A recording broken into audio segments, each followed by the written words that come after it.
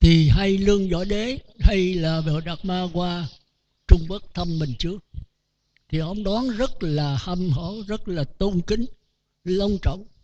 Sau khi gặp thì ông khoe liền: Trẫm từ lên ngôi về đó tạo hơn 72 cảnh chùa, độ hơn, giúp cho tứ sự ăn mặc bệnh cho tăng hơn 3.000 tăng. Vậy thì Trẫm có trí tuệ gì không? Có công đức không? Thì Luân Đế nó không có công đức gì hết. Ông tức, chạm cái tự ái ông tưởng là khen mà giờ lại chê. Rồi nói vậy chứ có đó là cái gì? Nói là phước báo nhân duyên, nhân thiên hữu lậu, có hưởng là có hết, đó không phải là công đức, không phải là trí tuệ. Thì Lương Võ Đế là ông vua sùng đạo như quý vị mà nghe pháp nhiều lắm rồi, chứng tỏ là người ta đây cũng biết. Ông hỏi vậy chứ bạch với thiền sư, bạch với tổ, đệ nhất nghĩa thánh đế là gì? Thì tổ nó quách nhiên không có mốc gì vào đế nghĩa thánh đế hết. Sinh một không có thánh phàm gì hết. Thì thêm một cú nữa, mà trong kinh sách thì có thánh có phàm. Thánh là tuệ trí, thắng tri, lý địa tri, liễu tri. Một phàm là tưởng tri, thức tri. Cái này ông nó không có gì hết, không có thánh phàm gì hết. Rồi Lương Võ Đế tức, mới hỏi ai đứng trước mặt phẩm trẫm đây? Nếu không phải ngài là thánh, tôi không phải là phàm sao? Ngài là tổ mà, là thánh, tôi là phàm. Ngài nói không có pháp phàm gì, ngài cũng không phải là thánh sao? Thì tới đây Bồ Đạt Ma mới trả lời một câu: không biết, tôi không biết. Còn hỏi cái gì, còn trao đổi gì nữa? Ngài cái chặt ngang hết trơn. Lương Võ Đế đưa ra cái gì cũng bị chặt hết. Lương Võ Đế tức, rút lui, không tiếp nữa. Rồi Bồ Đạt Ma biết là cái căn cơ Lương Võ Đế là không thể độ qua vào Phật được. Cái ông này đó là Phật, gặp Phật thì lại, gặp ma thì đánh, chứ không có tha thứ được. Mà người tu đâu có cái vụ mà phân biệt một Phật ma, đâu có gặp Phật thì lại dài, gặp ma thì chửi. Thì quý vị bây giờ ngoài đời vậy đó, gặp người tu kính mến thì lại, rồi vô chùa gặp Phật thì lại, ra ngoài thì chửi thề ăn đủ à. Mấy người đó tốt chứ đâu phải xấu. Nhưng mà tốt đâu phải là Phật tử. Người Phật tử không tốt mà cũng không xấu. Tự phải vượt lên cái thiện ác. Thành ra Bồ Đề Ma không chấp nhận. Thành ra cái câu hỏi của tôi đó, mình trả lời sao? Giữa Lương Võ Đế và Bồ Đề Ma. Như vậy cái câu đầu là tạo 72 kiển chùa mà tổ hơn 3.000 tăng. Từ nay đừng làm, phải không? Phật tử đừng làm nữa. Cái đó là phước báo nhân thiên hữu lậu, có hưởng có hết. Nó không phải là trí tuệ. Như vậy quý vị đi vô chùa, đổ tiền cúng chùa, độ tăng, giúp đỡ bố thí quỷ lợ người nghèo, cúng dường tam bảo, vậy quý vị trả bài có đó. Làm nữa không hay là thôi? Coi chừng á, chứ tôi không có dạy gì nha.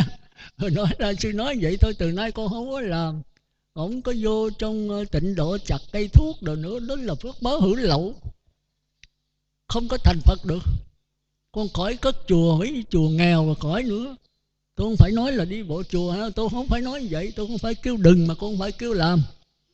Cái của tôi là cái khác.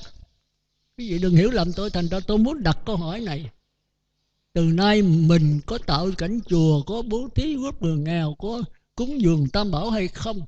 Hay là dứt? Mà cúng cái đó có thành Phật hay không? Có giải thoát hay không? Thì quý vị phải trả lời. Cái này là cái quan trọng của đời sống quý vị, cái giải thoát hay luân hồi. Thì mỗi vị phải nhận lấy. Thì cái câu này rõ ràng là Bồ Đạt Ma bác. Mà có phải bác không? Độ hơn 3.000 tăng mà cất 72 kiển chùa mà có phải là giải thoát không? Mà nó mốc gì? Không phải. Cái đó chỉ là phước thôi. Phước báo nhân thiên hữu lậu, mà có hưởng thì có hết. Thành ra sau này chí con thiền sư mới thấy Luân Võ Đế không hiểu, mới nói ngày sau mà bệ hạ không qua trí tuệ, bệ hạ sẽ chết đói. Ông nói tôi làm vua mà tôi chết đói, nói chuyện chơi hoài. Sao giặc Hoàng Sào nó bao ngày chạy lên núi, nó bao luôn cái núi, chết đói trên núi.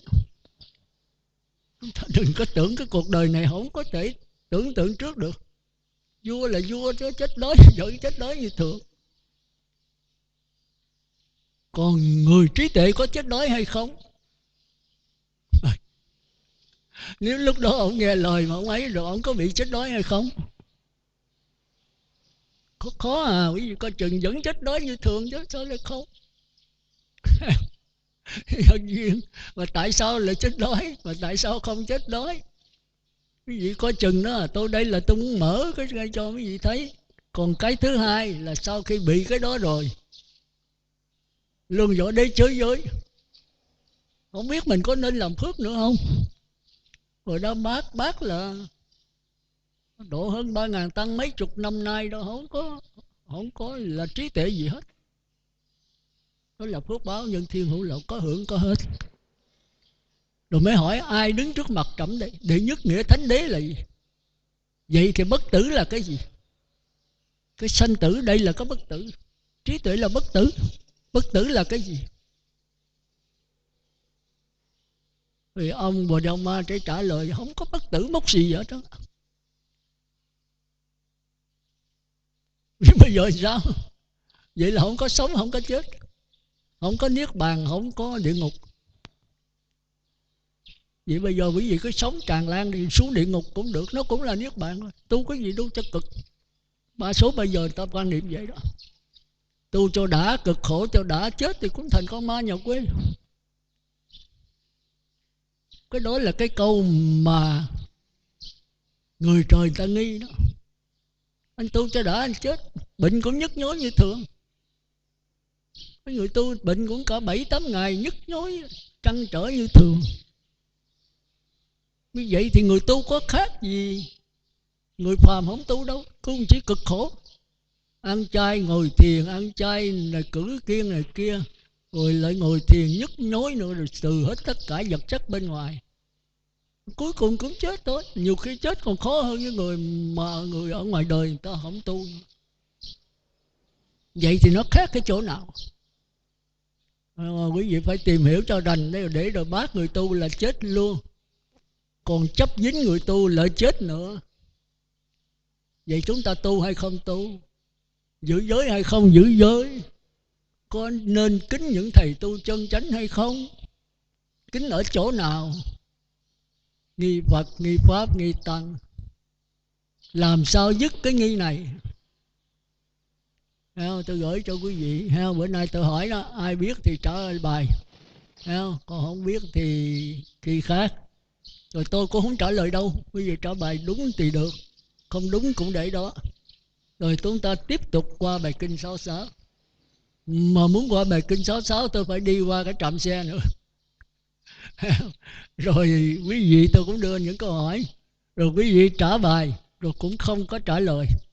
Chúng ta mới bắt đầu đi 15 hàng chúng sanh trở lại cho nó rành, để quý vị có một cái nắm cho vững chắc, kêu là trạch pháp. Thì vô tình là quý vị vô quả nhập lưu, quý vị không hay. Nhập lưu là có chánh kiến, là có con mắt phân biệt thiện ác. Rồi quý vị đi nghe pháp quyết, ông sư nào giảng đúng chánh pháp, ông sư nào giảng không đúng chánh pháp, ông sư nào giảng bát nhã giải thoát, sư nào giảng không giải thoát, mình phải biết. Nhất là ích lợi cho mình, sao giúp đỡ mấy bạn đạo mình. Chị nói cái đó thì đúng mà không phải giải thoát nha. Cái đó là thiện thôi. Mà nếu thiện như vậy đó thì qua giải thoát không cần thiện sao? Mình phải biết rằng.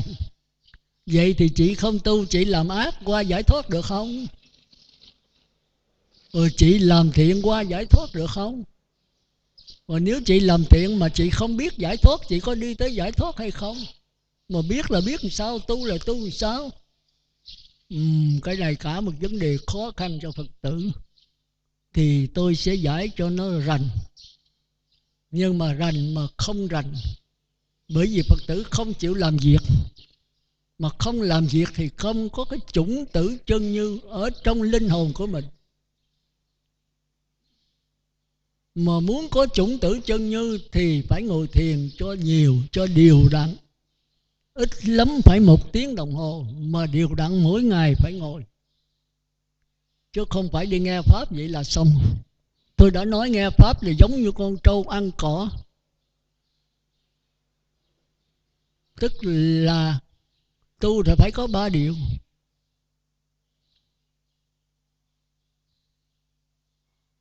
Thì cái này là tư thôi. Phải văn, tư là tu. Nghe Pháp tôi là văn, nghe lỗ tai thôi, mà nó không có vào cái tâm. Nó không có nằm chủng tử trong ai lại, trong linh hồn. Mà muốn nằm chủng tử trong linh hồn phải làm sao?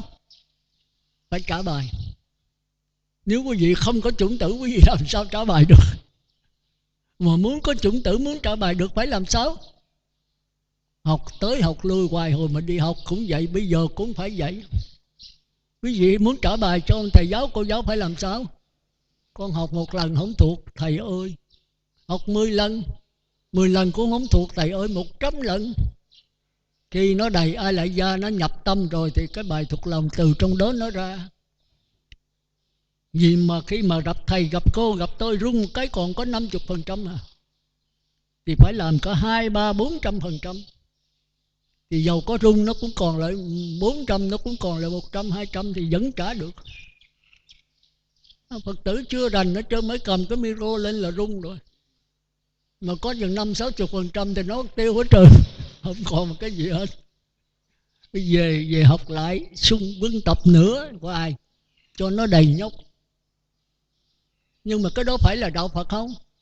Không, đó là đạo trời thôi. Nắm cái giáo lý cho vững rồi xả ra thao thao bất tuyệt, chứ không phải là đạo Phật.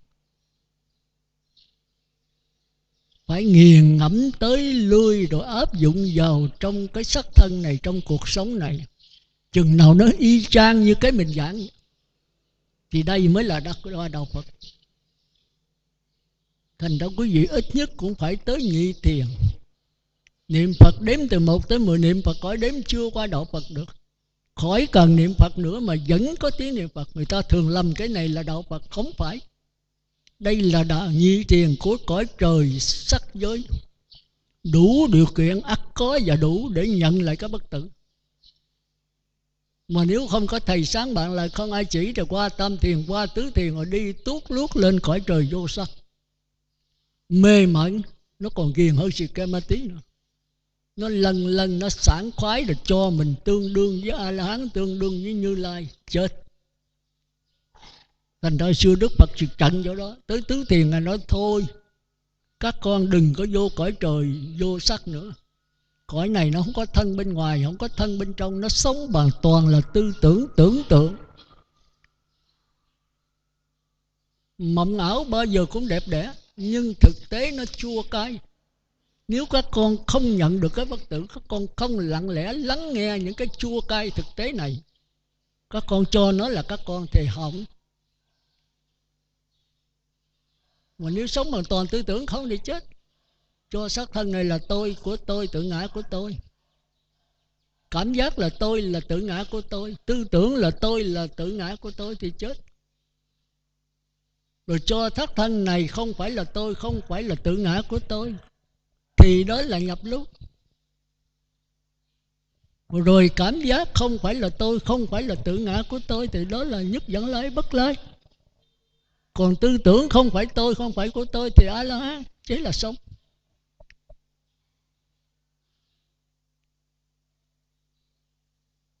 Mà xác thân là ai? Là địa ngục, ngạ quỷ, súc sanh, tu la. Thì nó nhận xác thân là nó, mình nhận xác thân mà không dính mắc thì nhập lưu. Nhưng mà còn kẹt vào xác thân, cảm giác tư tưởng của người trời dục giới thì còn phải luân hồi vậy đó. Nhập lưu còn luân hồi về cõi người trời dục giới.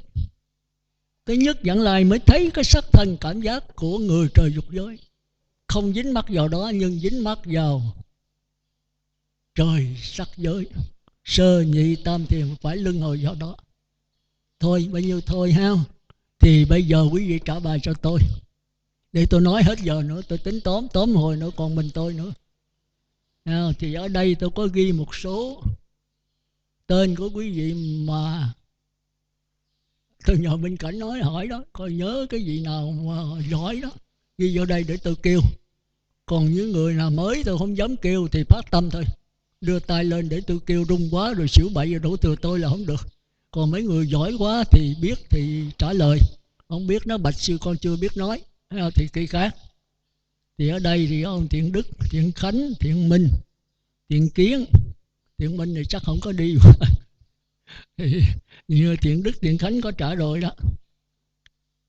Thiện Đức như chưa trả, Thiện Khánh thì rồi. Thiện Mỹ, Dân Toàn, Toàn cũng có trả rồi, Thiện Mỹ thì chưa nè. Dân Thái. Còn bên nữ thì có cô Dân Tâm là ông Trí đó. Còn bên nữ thì có cô Diệu Hạnh, cô Bi. Hai cô này dừng như trả rồi, cô Bi như chưa nè. Diệu Thái, Diệu Thái là cô Hoàng. Trí, cô Trí Ngọc, cô này là thời cô Phật Thích Ca nè. Như Nhật, Như Hưng, Như Hưng như trả rồi. Còn Như An thì chưa trả nè. Như Kiểm, cô Hảo, Hảo pháp danh gì không biết. Cô Thiền này cũng dường như cũng chưa trả nè. Cô Phượng, cô Gấm, Thủy Tiên, Như Đắc. Bên Nam còn có Thiện Giao, Dân Hiện, Thiện Đăng, Thiện Tài. Có chắc có số xíu thiếu chút nữa rồi bổ túc sao vậy. Tịnh xá ai mà thiếu á, chưa có ghi này đó thì ghi vô, đặng vô cái bản cái bản phong thần. Rồi Diệu Đạo, Diệu Đạo là chắc là cô Bạch đó chứ gì. Như Quang, Hiền Ngọc, Mỹ Ngọc, cô Liên Lâm, Liên Hữu.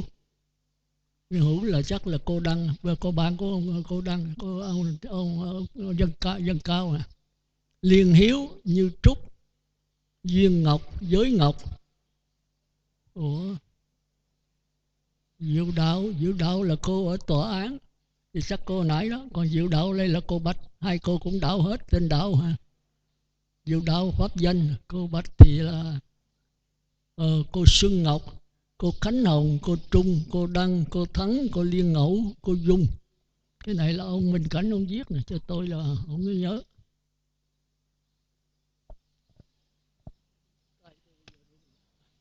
Rồi đa số là bao nhiêu? Vậy giờ trả cho tôi ha. Thì tôi coi theo đây tôi kêu. Còn ai sót thì chút nữa về xá cho biết. Con tính trả mà con không có cái danh sách ở trong này, cho con vô cái danh sách đó, đằng nữa sư kêu. Còn một số mới đó thì cái danh sách này đã lựa coi ai mà nó hợp với mình. Bá Nha Tử Kỳ đó thì theo học đặng cái trình độ tương đương chứ tôi từ nay tôi giảng sâu nếu mà không có trình độ tương đương thì khó Mà cái này là cái giải thoát của quý vị Sư ngồi sanh tử là bữa nay đó, kỳ này đó, kỳ chót rồi đó. Quý vị phải sống với Bát Nhã, chứ quý vị không có sống tư tưởng hoài được nữa. Tư tưởng quý vị khổ đau thì ráng chịu, thấy không? Thì bổn phận tôi thấy phải sống Bát Nhã, tức là vẫn khổ đau mà lắng nghe cái khổ đau. Trong cái khổ đau có cái gì không hề khổ đau, chứ không phải như Thiện Đức nói trong cái khổ đau có một cái gì khổ đau quá xá.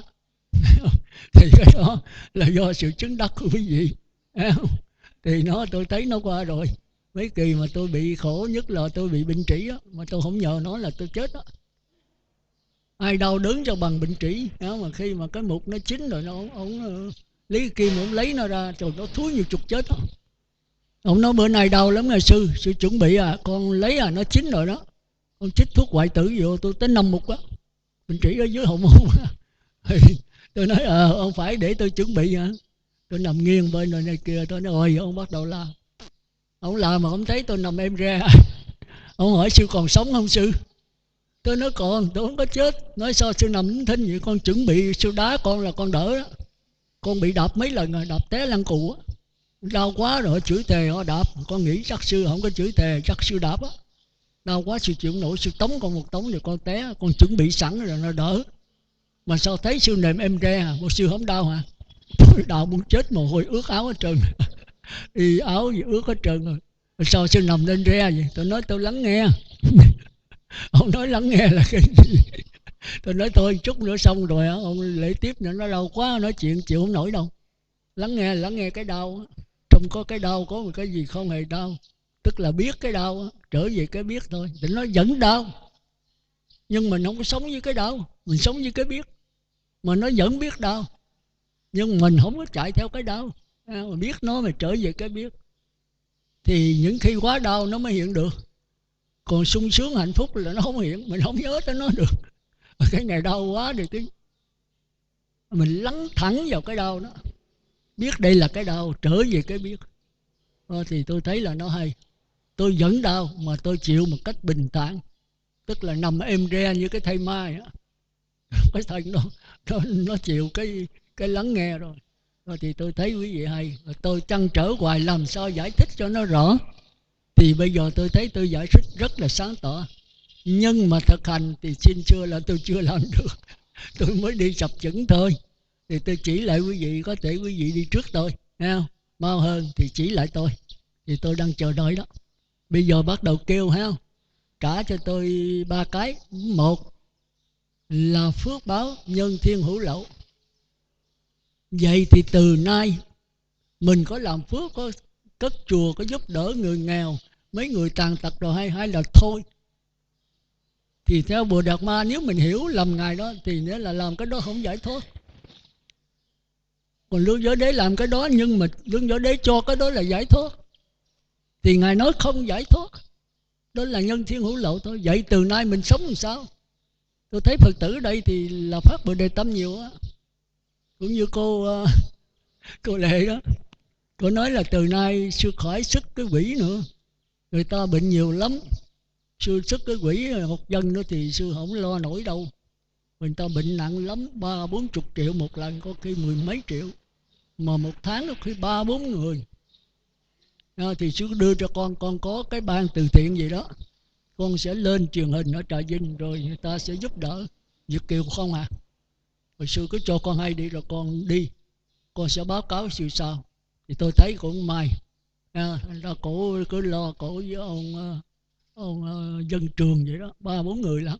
Còn có một số bạn của cổ nữa, có số đông. Tôi nói thế tập thể vậy là tôi mừng lắm.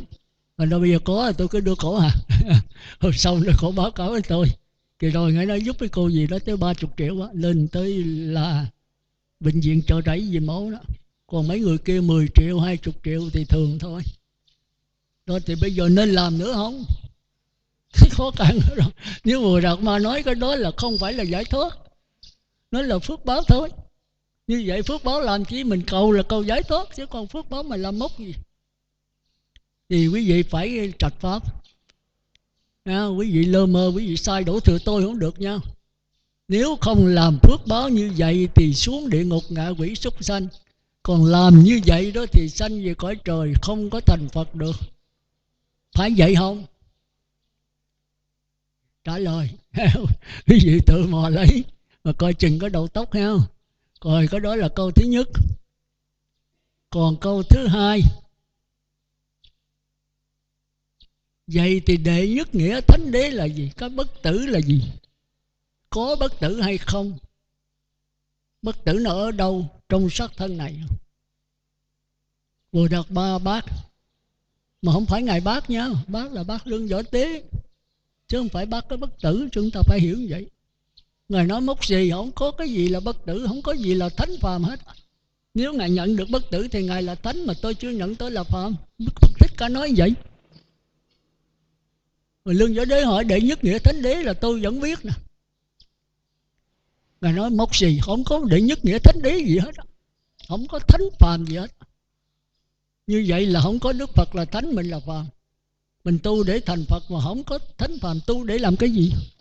Vậy tu không? Ăn chay không? Giữ giới không? Ngồi thiền không? Nghe pháp không? Đâu có thành thánh gì đâu. Như vậy quý vị phải làm sao? Nên tiếp tục tu, nghe pháp, thực hành, ăn chay không? Mà cái đó có phải là đệ nhất nghĩa thánh đế không? Có đạt được cái bất tử không? Tại sao Lương Võ Đế hỏi mà Bồ Đạt Ma nói không mất gì, không có thánh phàm gì hết? Bây giờ mình phải trả lời sao? Thôi 2 câu thôi, câu thứ 3 đi kỳ tới. Giờ trả lời một dần đi. Tôi kêu người nào người đó, ai phát tâm thì đưa tay, còn không tôi kêu kêu theo cái danh sách trong này. Thấy không? nay có thiện đức đi không á? Nếu không có thì thôi, có thiện đức trả dùng. Có thiện minh không á? Cũng không có nữa. Có thiện kiến không? Thiện kiến vậy? Thiện kiến trả lời câu thứ nhất này đi. Từ nay có nên phát tâm vĩ lạo bố thí giúp đỡ người nghèo đó hay không? Cái đó có đưa tới giải thoát hay không? Mô Phật. Bà sư con xin trả lời cái câu thứ nhất của mà Lương Võ Đế. Sau khi mà trình bày với tổ Bồ Đề Đạt Ma, trẫm xây dựng 72 cảnh chùa và độ 3.000 tăng, như vậy có công đức gì hay không? Thì cái câu hỏi trở lại là như vậy. Bồ Đề Đạt Ma nó không có công đức gì hết. Thì sư mới đặt ra câu hỏi là như vậy là chúng ta có nên làm tất cả các việc phước đức, phước thiện, tất cả các việc phước thiện như bố thí, là đi quỷ lạo, hay là đi giúp đỡ những người nghèo, thì chúng ta có nên làm hay không? Thì theo con á, thì đối với người sơ cơ á, thì chúng ta phải có tất cả những việc làm theo cái mà bố thí, hay là trì giới, hay là giúp đỡ những người nghèo. Bên cạnh đó chúng ta cũng phải học pháp để chúng ta biết rõ cái hành động chúng ta bố thí, hành động chúng ta giúp đỡ những người nghèo như vậy á, là xuất phát từ đâu? Từ tâm mong cầu có cái phước báo, hay là cái từ tâm lặng lẽ mà ra? Từ cái chỗ học giáo lý được rành rõ thì chúng ta vẫn làm hết tất cả các công đức mà chúng ta thấy, tất cả từ tâm. Mà nếu chúng ta đi vào trong cái tâm của người trời thì chúng ta an trú vô tâm hỷ lạc, hay là tâm nhất niệm người trời, thì việc làm đó đem lại cho chúng ta những cái phước báo hữu lậu của nhân thiên. Còn nếu chúng ta làm với cái tâm lặng lẽ, thấy được tất cả các việc làm của mình nhưng mà không dính mắc vô việc làm nào hết, thì bây giờ chúng ta trở về với thánh. Thì nhờ giáo lý mà chúng con biết được cái vấn đề hành động như vậy thì được rạch ròi. Thì người nào, vị nào càng học giáo lý càng sâu, thì sư cũng đã nói cái thiểu dục tri túc. Mà nếu mà chúng ta thiểu dục tri túc thì chúng ta làm với cái khả năng của mình mà thôi, không lấy cái vấn đề mà phước báo đó làm chính. Bởi vì nếu mà chúng ta đi vào trong phước báo nhiều quá thì chúng ta không có cái khả năng tham thiền quán xét cái cuộc sống chúng ta. Mà nếu không tham thiền quán xét cuộc sống chúng ta thì chúng ta khó mà có thể nhận được cái con người chúng ta được. Từ đó mà như sư đã trình bày phải có cái giữ giới, và chúng ta phải sống ly dục, nghĩa là ly cái ngũ dục, sống theo cái thiểu dục tri túc, thì cái cuộc sống chúng ta mới có thể mà quán xét được. Từ đó, từ cái quán xét đó chúng ta hành động gì thì chúng ta cũng được soi sáng với cái ánh sáng của trí huệ. Theo con thì con chỉ có nhận định bao nhiêu bà sư hết. Thôi trang phó tay đi, không đỡ lỡ ông thiện kiến. Thì để đó ha, tôi không có thì giờ kêu tiếp thôi. Giờ tới bên nữ. A Di Đà Phật. Bạch sư, theo con thì làm phước á, nên mà không nên, không nên mà nên. Là nên là khi làm phước á, với cái tâm nào, và không nên làm phước như thế nào. Tại vì chúng ta phải biết là phước báo nhân thiên là hữu lậu, có hưởng thì có hết, mà trong phước á, thì lại có quả. Giống như sư nói là trong ngày có đêm. Nếu như mà chúng ta làm phước mà chúng ta dừng lại chỗ làm phước thôi thì như vậy là chúng ta sẽ không giải thoát. Cũng giống như là cái sống thiện, sống ác. Trong sống thiện và trong sống ác đều có dòng nước trong đó. Nhưng sống thiện thì do ngu, do chấp nên không nhận được cái dòng nước. Còn sống thiện á, thì lại dễ nhận dòng nước hơn. Thì như vậy cái người mà chúng ta nên làm phước thì giống như sống thiện nha, để chúng ta, nhưng mà chúng ta không dừng lại ở đó. Chúng ta làm thiện nhưng mà chúng ta để có phước báo, để mà chúng ta dễ tu, dễ nhận lại Phật tánh. Còn như mà những người mà vô minh sơ cơ như chúng con mà nếu như mà không làm phước thì khó nhận lại Phật tánh. Ở như vậy là trong những trường hợp như vậy thì chúng ta nên làm phước. Còn như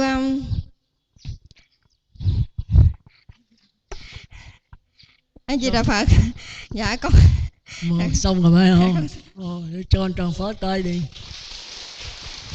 Thì đó là ý kiến của cô Diệu Đạo, tôi cũng chưa phê phán gì, vì thì giờ nó không có.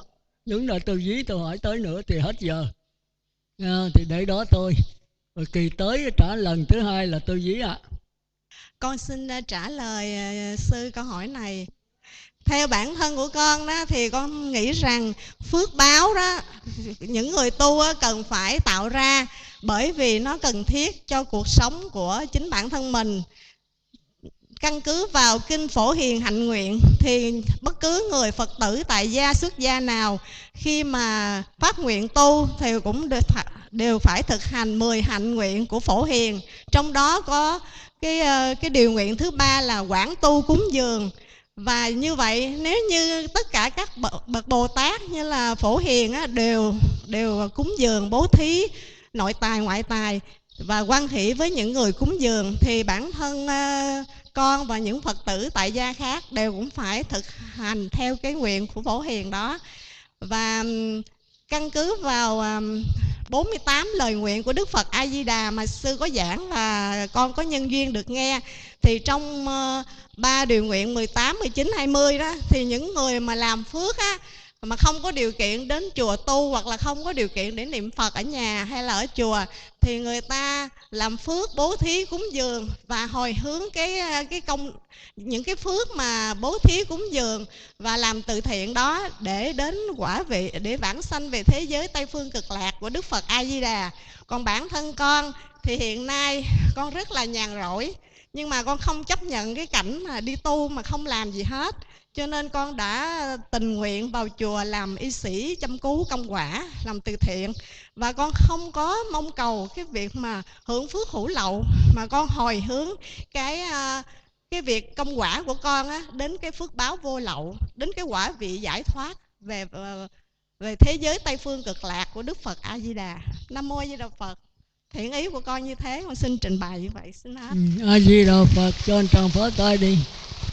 Bây giờ tới Thiện Nam thì tôi xin thưa trước một câu là ở đây chúng ta chỉ trả lời ngắn gọn, vì thời giờ chúng ta rất ít. Một người giỏi lắm 15 phút thôi, trên nữa là không được, bởi vì thời giờ của vị Phật tử nó rất đông, thành ra trả lời ngắn gọn thôi. Đàn tôi biết coi quý vị có hiểu hay không. Còn đúng rồi là tôi phải hỏi lại đó, nhưng mà thời giờ nó không có, thì cuối cùng rồi mới tới tôi. Còn chúng ta còn dài, chắc còn 3-4 kỳ nữa là chắc cũng chưa hết đó.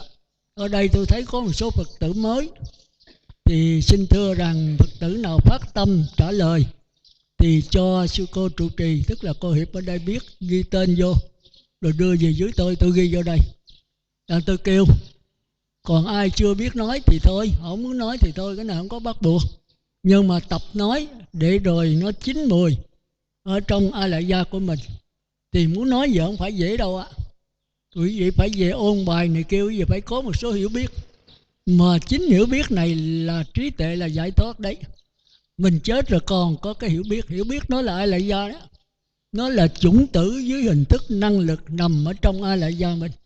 Bây giờ mình không quân tập thì đời đời kiếp kiếp cũng 4 đường ác thôi. Ngay bây giờ chẳng có hiểu biết gì hết. Tôi rất tiếc có một số người hồi thời sư trưởng là nghĩa là có thể hiểu biết đạo Phật đó trên tôi.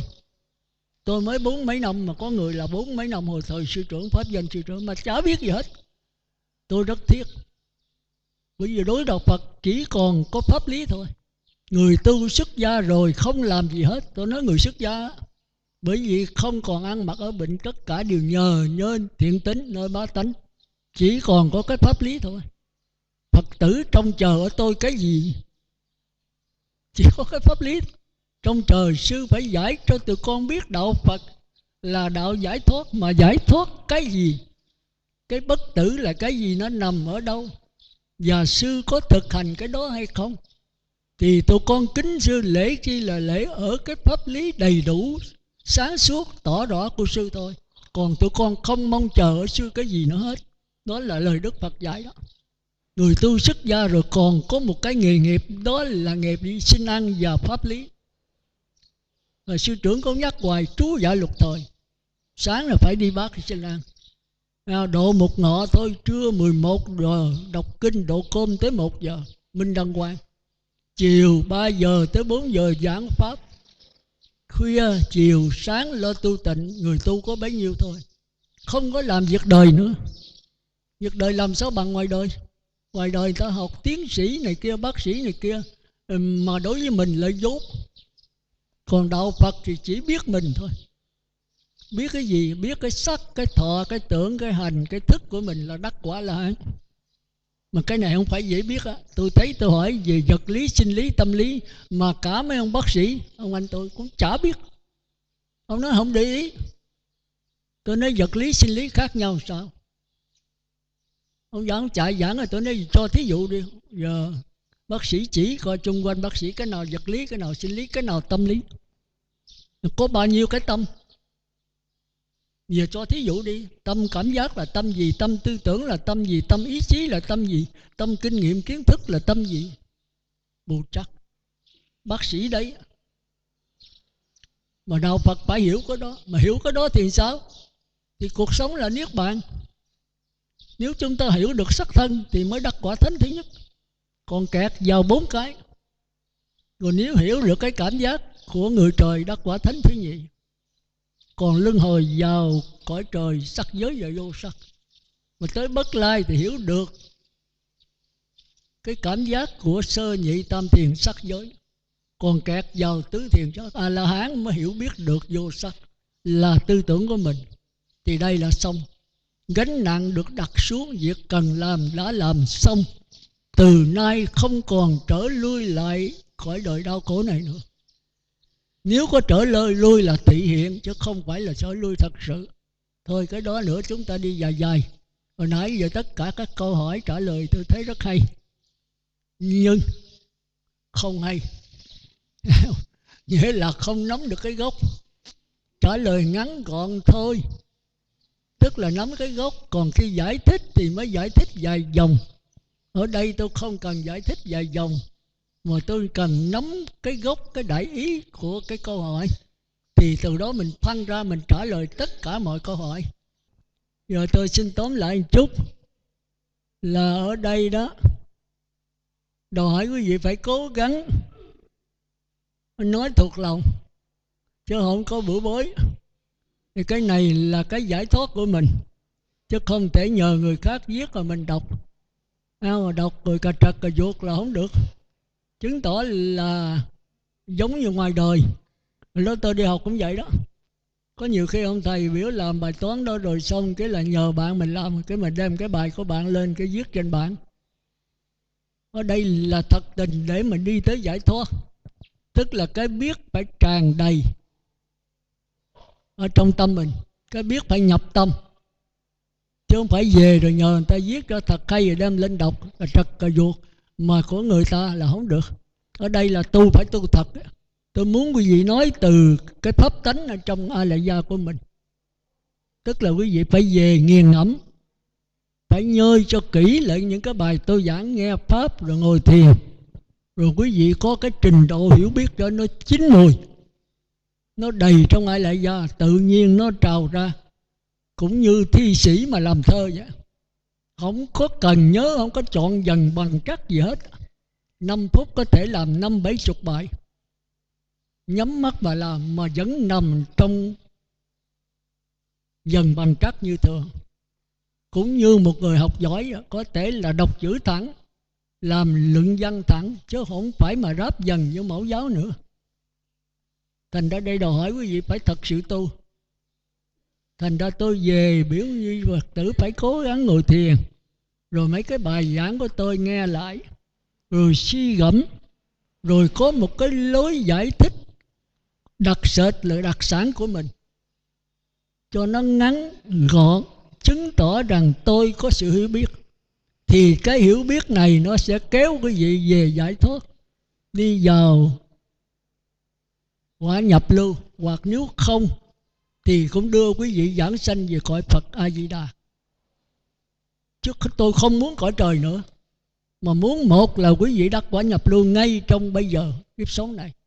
Còn dở nữa là quý vị phải nhất niệm, mà đừng về cõi trời, xin A-di-đà tiếp dẫn mà về cõi Phật.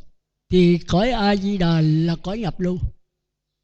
Nếu tự lực mình nhập lưu được thì tốt, còn không nhờ tha lực A-di-đà là phải về giáo hội của Ngài, giảng sanh về đó liền là đắc quả nhập lưu liền.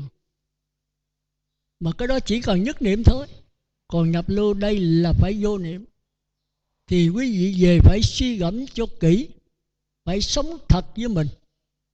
Bài này là tự tôi làm lấy, tôi nghiền ngẫm rồi nó tràn đầy trong A Lại Gia tôi. Bài pháp của tôi đã nhập tâm rồi, từ trong chân tâm, trong A Lại Gia. A Lại Gia chưa phải là chân tâm nhé, mà cũng chưa phải là vọng nha. Nó chân vọng hòa hợp. Sau này tôi sẽ giảng. Nó là thế giới của tịnh độ, chứ không phải thế giới chân tâm. Coi chừng cái đó. Thế giới tịnh độ là thế giới của nhập lưu, nhất vãng lai, bất lai. Còn thế giới chân tâm là thế giới của A-la-hán và chư Bồ Tát, Thánh và Như Lai. Cái đó tôi có giảng rồi, nhưng mà chắc phải học lại nữa. Thì bây giờ tôi xin thưa là quý vị về làm bài này. Ai không làm thì thôi, ai muốn làm thì đăng ký. Thì trong này tôi có một số tôi đọc rồi đó. Còn ai chưa có muốn làm thì viết tên, đưa cho sư cô trụ trì, rất là cô Hiệp, hoặc là Phật tử nào đem xuống tôi sẽ ghi vô đây. Đang ngoài tôi kêu. Còn ai không thì thôi, thấy không? Cái này không bắt buộc, đây là vấn đề sanh tử của mỗi người. Mỗi người phải trách nhiệm lấy cho mình. Tôi chỉ là thầy hù thôi, tôi nhắc nhở, tôi khích lệ, tôi chỉ đường. Còn quý vị đi không đi là tùy quý vị, tôi không bắt buộc được. Nhưng tôi phải kêu trả bài. Mà ai không muốn trả thì thôi. Rồi tôi giảng là tôi xin thưa từ nay tôi giảng sâu ạ. Chứ tôi không có trở lại như một lần nữa. Bởi vì cái thời nó đến là có một số người ta trình độ rất cao, và có một số trình độ quá thấp, nó lõn chọn. Thành ra buộc lòng tôi phải kêu trả bài là tôi biết cái trình độ cô này có thể giúp đỡ cho bạn đạo mình hay không. Rồi sau đó tôi kết luận, tôi giới thiệu cho quý vị. Quý vị nào mới vô thì nghe cái pháp tôi là như dịch nghe sống, không hiểu cái gì hết. Có người đã than tôi sư nói không chả hiểu cái gì hết. Mà con nghe lời sư, con về con lấy cái đĩa đó con nghe 12-30 lần con bắt đầu hơi hiểu. Mà nếu có bạn đạo, bạn sen nào chỉ cho con thì con mau hiểu hơn. Thì tôi thấy cái này đúng. Vì học thầy không thầy học bạn. Mà bạn sen này phải là người ở trong này có cái trình độ khá. Còn nếu mà không có trình độ khá thì chết mình. Có trình độ khá mới giải thích cho mình. Sư giảng 100 thì bạn sen này cũng giảng được 7-80, có người đi tới 8-90. Thì do đó cái trình độ quý vị sẽ đồng đều. Thì tôi giảng rất dễ. Còn với trình độ như vậy đó thì người quá cao, người vừa vừa, người quá thấp, người chẳng biết gì hết trơn. Mà muốn tha thiết hiểu giáo pháp mà vô gặp tôi một cái rồi dội liền. Ông giảng tùm lum tôi không nắm được cái gì hết. Chính ở Vĩnh Long mấy sư cô còn phải than á. Sư giảng con nghe mấy năm nay không hiểu cái gì hết. Bây giờ làm sao sư? Tôi nói hiểu không hiểu thì thôi. Giờ biết tôi làm sao? Thì học với bạn của mình. Cái bài pháp tôi là giỏi, mấy gì cũng phải ăn nằm với nó, phải gối đầu giường nó. Nghe tới nghe lui rồi suy gẫm. Mà suy gẫm là quý vị không có thì giờ, phải sắp xếp cho có thì giờ. Một ngày ít nhất có 1 tiếng ngồi thiền, ngồi 1 tiếng đồng hồ là ít. Còn muốn hiểu sâu là ít nhất có 2 tiếng. Mà cho điều chứ không phải bữa ngồi bữa không. Làm được không? Cố gắng. Đừng có bị tại vì bởi nữa. Tôi không chịu nghe cái đó. Tôi gặp người nào tôi hỏi lúc này tôi tinh tấn không? Con bị tại vì bởi, thôi đi đi, đừng có nói chuyện với tôi nữa. Tôi không chịu vấn đề đó. Chẳng lẽ mình không biết sắp xếp tại sao bữa nay tới đây được? Thì do mình khéo sắp xếp. Ví dụ tôi buôn bán tôi không thể nghỉ ngày nào hết. Mình đóng cửa mình nghỉ 2 tiếng được không? Về đói không? Đâu có đến đổi. Đừng có nghỉ nguyên ngày thôi. Rồi đi làm việc thì mình khéo, mình về sớm một chút. Mình phải đối xử với bạn mình cho nó tốt. Tôi bận chị giúp tôi coi dùm ở cái phòng này 2 tiếng hồ thôi. 1 tháng thì có 4 ngày Chủ nhật. Chủ nhật thì là mấy người làm việc lại nghỉ. Rồi tôi giảng thì tôi cũng lựa là 2 giờ. Có tôi thì trước tôi giảng 2:30 đó. Thì có những người ở Sài Gòn xuống tôi làm việc, thấy cũng tội nghiệp. Tôi nói 2:30 rồi sư giảng tới 4:30, con về tới trển 9-10 giờ tối rồi. Đây đi Sài Gòn có 4-5 tiếng hộ. Xe giờ nó bắn tốc độ nữa. Rồi thôi sư giảng sớm nửa tiếng được không sư? 2 giờ. Tôi nói tôi thì chừng nào cũng được hết. Nhưng Phật tử ở đây. Rồi cuối cùng Phật tử người ta đồng ý 2 giờ giảng tới 4 giờ. Còn bữa cúng hội thì tôi giảng có 1 tiếng hồ, không có trả bài. Tí xưa còn đổ ngõ nữa. Còn có bữa như vậy đó. Như nãy là tôi giảng 1 tiếng. Còn quý vị hết 1,5 tiếng, 2 tiếng rưỡi rồi đó. Mà trả đâu được mấy người. Còn quý vị không làm bài trước, quý vị kéo dài rồi chết mồ cái buổi này. Trả chừng 2-3 người rồi hết giờ rồi. Quý vị tóm làm sao 5 phút, 10 phút, 15 phút là nhiều lắm. Mà phải nắm cái gài đại ý. Rồi mình phải học thuộc lòng. Chứ không thể cầm giấy mà đọc. Tôi không chịu cái đó. Tại sao sư khó quá vậy? Không phải khó cho tôi mà tôi muốn quý vị á. Hãy quý vị thuộc lòng rồi đó thì nó sẽ theo quý vị tới chết luôn. Đây là cái trí tuệ của quý vị. Rồi khi ngồi thiền quý vị mới nhả nó ra, quý vị ngơi lại. Rồi khi quý vị hiểu nó rồi, quý vị sẽ sống được với nó. Sống được đó là Phật đấy. Mà cái này toàn là sự thật của cuộc sống không? Vậy thì tôi xin đưa vấn đề quý vị về suy gẫm lại. Còn ai khỏi chép cái băng này nó có trong đó. Câu thứ nhất là nói về Bồ Đề Đạt Ma và Lương Võ Đế. Lương Võ Đế đại diện cho quý vị thế giới của tư tưởng thiện và ác. Bồ Đề Đạt Ma tượng trưng cho Phật, thế giới của tịnh độ, siêu diệt cả thiện và ác. Thì hai cái nó không có nằm chung. Nhưng mà Bồ Đề Đạt Ma thì gồm cả thiện ác. Còn Lương Võ Đế chưa dối tới thiện ác. Cái khổ chỗ đó. Thành ra nếu quý vị mà tu mà không theo Bồ Đạt Ma, quý vị cứ thiện ác sửa thành thiện thì kẹt vào cái thiện. Lấy cái thiện đè cái ác thì cái ác nằm dưới, cái thiện nằm ở trên, hai cái xiềng. Nhưng mà phải làm. Rồi từ đó mới nhảy giọt qua Bồ Đề Đạt Ma, qua đạo Phật giải thoát. Nhảy bằng cách nào? Thì đó nữa tôi sẽ lập tới lập lui nhiều lần. Không có cách nào hết đó. Cứ lặng lẽ nhìn nó mà đừng có cải sửa nữa. Hồi nãy thì cải sửa từ ác qua thiện. Rồi từ thiện cải sửa thiện cao hơn nữa. Rồi thiện cao thấy còn sót, cải sửa cao hơn nữa. Cứ lẫn quẩn hoài trong cái thiện ác.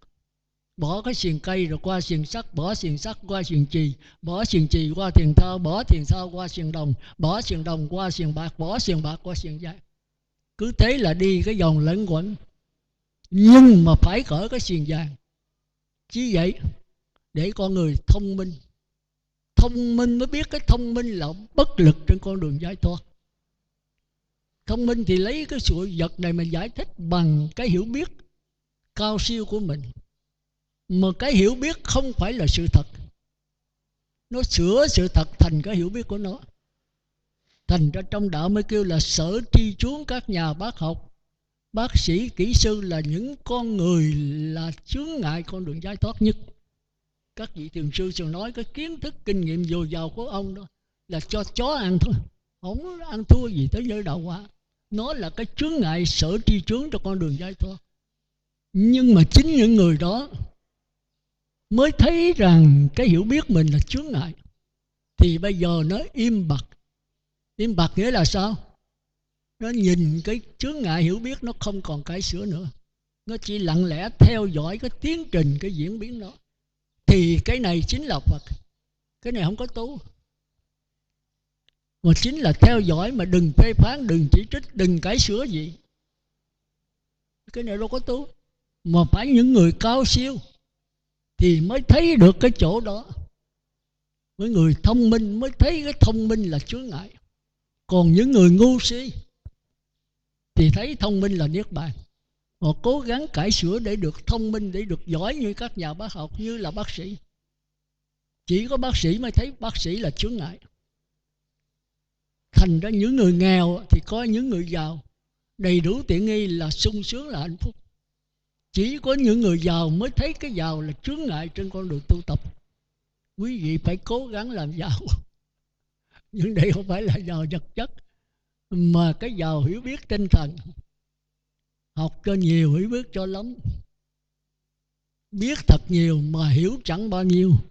Thành ra có nhiều nhà bác học ta nói khoa học bây giờ nó biết thật nhiều mà hiểu chẳng bao nhiêu. Còn những người tu đó thì không cần biết nhiều, mà biết sâu thâm thẳm cho tới đụng cái quả A-la-hán của mình. Thì tôi muốn đi cái đó. Không cần biết nhiều lắm, mà phải biết cho đúng sự thật. Sự thật thì sao biết đúng như vậy? Sự thật là gì?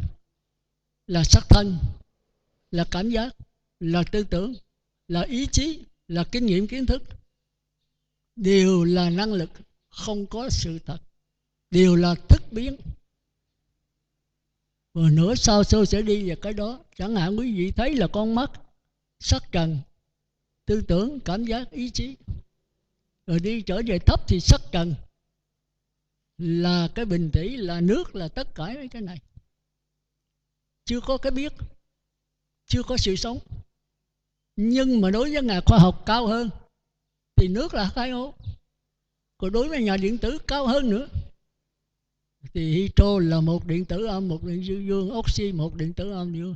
Đối với mấy nhà điện tử cao hơn nữa, siêu điện tử, thì hydro đó bắn ra thì nó biến thành năng lực. Năng lực là gì? Không có gì hết. Nó tràn đầy cả vũ trụ. Cuối cùng là con người chỉ là năng lực, là thức thôi, đâu có cái gì. Cái này là sự thật. Sự thật đau lòng. Tôi nói vậy là con không có cái gì hết. Nhà cửa, tiền bạc, vợ con, cho tới sắc thân, tới cảm giác, tới tư tưởng, tới ý chí, tới kinh nghiệm, kiến thức hỏi của con chỉ là năng lực, chỉ là thức biến, chỉ là số không. Cái không này là cái không của tất cả. Chúng ta dám nhận cái không này, mà nó là một sự thật. Sự thật quá cái hiểu biết, quá cái tưởng tượng của con. Nhưng mà trước sau mình cũng phải trở về nó. Mà không phải là không, mà là mình có tất cả. Chừng đó xác thân này cũng giờ là con, cảm giác cũng là con, tư tưởng cũng là con, ý chí cũng là con. Nhưng mà nó là cái diệu dụng của tôi, chứ nó không phải là tôi. Tôi nắm nó, tôi linh động trong nó. Thì lúc bấy giờ cuộc sống này vẫn trở về như cũ. Chúng ta thấy Phật Thích Ca sau khi mà từ bỏ thành Phật rồi về làm sao? Không ấy cũ. Ăn mặc ở bệnh cũng đau đớn này kia, nhưng mà khổ là không có khổ. Người tu vẫn bệnh, vẫn trăn trở, vẫn nhức nhối, vẫn đau đớn. Mà đau đớn là cảm giác, là của thân. Còn cái khổ là do tư tưởng. Các ngài không có sống bằng tư tưởng, thì các ngài sống tết nhẹ trong cuộc sống này. Vậy thành Phật là gì? Là sống cuộc sống bình thường. Cũng ăn mặc ở bệnh, cũng bệnh hoạn, cũng nhức nhối, cũng trăn trở đủ thứ. Nhưng mà nhất định khổ là không có. Còn đau đớn thì có. Khổ thọ, lạc thọ, bất lạc bất khổ vẫn có như thường. Nhưng mà dầu sung sướng sảng khoái thì các ngài cũng trực nhận nó là chân không, là năng lực, là thức biết. Mà khổ sở thì vẫn là năng lực. có người chửi, mà người chửi vẫn là năng lực. Tôi bị chửi cũng là năng lực, mà tiếng chửi cũng là năng lực. Ngay trong cái người, ngay tôi, ngay tiếng chửi, thì tôi cũng thấy có một cái gì là chân không bất biến trong đó. Thì cái đó chúng ta phải ngay bây giờ. Thì giải thoát không phải đợi tới chết. Mà bây giờ không được thì có cách cuối cùng là qua tịnh độ. Nhất niệm tôi là người trời, tôi là giàu có, rồi tôi biết cái người trời chướng ngại. Mà bây giờ muốn thoát chướng ngại phải có thầy sáng bạn lành. Mà thầy sáng bạn lành là ai? Phật Thích Ca chết rồi, Thánh Tăng A La Hán nhập Xá Lợi Phất, Mục Kiền Liên gì mất hết rồi. Giờ làm sao đấy? Rồi Phật Ca đã giới thiệu các con về với Phật Di Đà đi, cái giáo hội còn đang giảng pháp. Các con muốn về đó con chỉ cần nhất niệm và thêm cái phát nguyện nha. Nhất niệm về cõi trời đấy. Thì Bồ Đạt Ma cũng nói nhất niệm thì về cõi trời hưởng hết phước thì luân hồi, phước báo nhân thiên hữu lậu. Như vậy thì yêu cầu quý vị nhất niệm, mà nhất niệm mà làm không được nữa thì thôi câu xấu, chịu thôi. Niệm Phật đếm từ 1 đến 10, niệm Phật khỏi đếm khỏi, còn niệm Phật thì rồi nhất niệm. Muốn nhất niệm phải giữ giới kỹ. Thì đi chùa chỗ nào chân tu mình đến đó thượng. Con bận quá sư, thôi bận thì cứ ở địa ngục. Sắp xếp chứ giờ biểu nói sao bây giờ? Ai không bận? Hỏi hết tất cả đây có ai mà không bận không? Người bận nhiều, người bận ít. Nhưng mà cái khôn là tôi bận mà tôi biết sắp xếp. Tôi vẫn có thời giờ đi nghe pháp, tôi vẫn có thời giờ ngồi thiền. Còn người kia bận thì nói thôi để không tặng nữa. Con cái nó lớn, nó có gia thất rồi, chừng đó con hết đi tu, chừng đó con vô lời thiếu con tu luôn. Cái ngu si của mỗi người là do cái tính toán của mình. Như vậy quý vị về cố gắng ha. Muốn trả bài tôi thì phát tâm tôi. Thì nói sư cô Hiệp ở đây hoặc ai đó viết cái giấy tên đó, thì tôi coi đó tôi đọc thì trả bài. Còn ai không muốn thì thôi, khỏi ghi, khỏi nói gì hết, thì cứ nghe thôi. Rồi muốn luân hồi sanh tử, muốn đau khổ gì đó thì mỗi người trách nhiệm lấy. Tôi làm hết bổn phận tôi thôi, chứ tôi không thể mà giúp quý vị khi quý vị cứng đầu quá. Quý vị không chịu mà chuyển nghiệp. Chuyển nghiệp là do quý vị, nhưng mà nhắc nhở là tôi. Nhắc nhở quý vị không chịu thôi. Học trò vô học thì bổn phận tôi dạy là nhất định phải biết chữ. Mà con nhất định không biết chữ thì đầu hàng. Quý vị bệnh tôi đưa thuốc, quý vị đói tôi đưa cơm, sữa uống sữa ăn giùm con, thì cái này không có. Vậy thì quý vị cố gắng ha. Từ nay vậy thì cũng đã xong rồi đó. Thì quý vị về mấy câu hỏi tôi quý vị ôn lại, có cái máy ở đâu nè. Thì bây giờ câu thứ nhất thôi, còn câu thứ nhì là cũng là trí tuệ và tư tưởng thôi. Bồ Đạt Ma đứng trên vấn đề giải thoát, Lương Võ Đế đứng trên vấn đề dính mắc, thì quý vị là Lương Võ Đế đó. Thì Bồ Đạt Ma đập vào đó. Nhưng mà nói vậy không có nghĩa là giải thoát là bỏ cuộc đời này, không phải như vậy. Thì quý vị phải có cái nhìn như thế nào để rồi mình sống. Rồi mấy người ngoại đạo người ta chưa biết tu, người ta hỏi mình phải biết cách trả lời cho nó sáng tỏ. Ví dụ quý cô vô đây để làm cái gì? Quý vị vô ra, quý cô vô đây là có làm phước báo mấy cô có đi tới đạo Phật không? Có giải thoát không? Nếu không giải thoát quý cô làm phước báo làm cái gì? Có thánh có Phật không? Quý vị lại Phật đó, quý cô lại Phật có thành Phật không? Đâu phải lại Phật là thành Phật. Vậy là cô đừng có lại Phật, cô có thể giải thoát không? Khó khăn là ở chỗ đó. Nếu lễ Phật hoài mà thành Phật là không bao giờ thành. Giờ bỏ đừng lại Phật có thành không? Có chừng mấy cái chỗ đó. Thì cái này là giữa Lương Võ Đế Bồ Đạt Ma mình phải rành. Lương Võ Đế thì chấp là lại Phật, lễ Phật, thành Phật. Bồ Đạt Ma nó không có thành được. Như vậy ai đúng? Đó là câu hỏi số nhì. Mà tôi thấy đa số đều sai. Mà tôi là tôi giảng cái gốc không à. Nếu quý vị nắm cái gốc tôi là tất cả câu hỏi đều trả lời được hết. Rồi sau cuối cùng đó tôi mới giảng. Thì tôi cọ đầu hết thì tôi sẽ giảng. Vì tôi đã giảng nhiều lần rồi. Tội nghiệp tôi cực khổ quá đi. Tôi giảng cái gì tôi giảng cái gốc không à. Rồi tới câu hỏi số 3. là cuộc đời này các bậc thánh có biết không?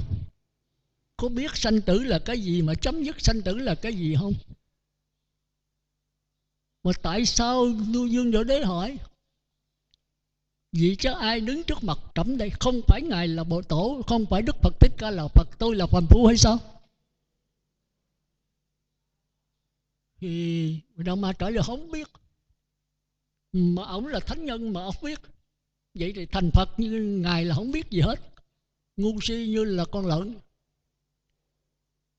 Như vậy quý vị có cần học, có cần tìm hiểu giáo pháp để biết hay không? Quý vị cần biết, nếu biết thì là sai, không biết thì là đất đá, mà biết thì là người trời luân hồi. Như vậy mình trả lời làm sao đấy? Quý vị phải giải quyết cho mình, đồng thời dùng giúp những cái bạn sen, những người chưa hiểu đạo Phật, làm cho sáng tỏ cho người ta tu. Phước báo vô lượng. Mà trước tiên mình phải sáng tỏ. Để mình sáng tỏ ôn tới ôn lui nó đầy trong linh hồn mình rồi, thì tự nhiên nó trào ra, mình trình bày cho người ta một cách rất là sáng tỏ. Tuy nhiên mà phải sáng tỏ. Còn viết giấy mà đọc thì trời ơi, có khi nhờ người khác viết nữa, là của người khác đâu phải của mình tu phải cho thật. Vậy thôi, tới đây ha. Vậy trước khi dứt lời một lần nữa, tôi cũng xin cầu chúc cho Pháp hội chúng ta ráng cố gắng. Tôi năn nỉ quý vị thôi, còn làm hay không làm thì tùy. Ai muốn trả bài nữa thì tôi có cái giấy đây là ở tỉnh Xá Ngọc Dân tôi biết thôi. Còn ở đây có một số Phật tử mới tôi chưa biết, thì quý vị có thể phát Bồ Đề Tâm, chứ không phải bắt buộc nha. Mà hãy viết tên vào đây là tôi kêu ạ. Mà kêu mà trả không trả thì thôi, chứ đừng có run. Tôi không có làm gì đâu mà run sợ. Còn không trả thì thôi. Thì đây là cái sanh tử quý vị, mỗi người phải trách nhiệm lấy cái vấn đề sanh tử của mình, chứ đừng giao tôi hết. Mà ghi vô rồi đưa cho sư cô trụ trì ở đây, rồi có Phật tử nào đó đem lại tôi, rồi ở đây ông Minh Cảnh ông ghi đây tôi, thì lúc này tôi muốn chết rồi, tôi không có làm gì được. Cái này cũng là ông ghi thôi. Thành ra có một số nó thiếu sót, Phật tử ở Ngọc Dân cũng thiếu, thì đưa vô bổ túc thêm. Sư quên kêu con rồi, con siêu lắm thì sư ghi vô đặng mà con giọt rồi với người ta. Thì cái đó tùy Phật tử. Vậy thì trước khi dứt lời một lần nữa, tôi xin cầu chúc cho Pháp hội chúng ta tinh tấn lên, cũng như toàn thể Pháp giới chúng sanh đều chống giảng sanh cực lạc và thành Phật đạo. Nam Mô A Di Đà Phật.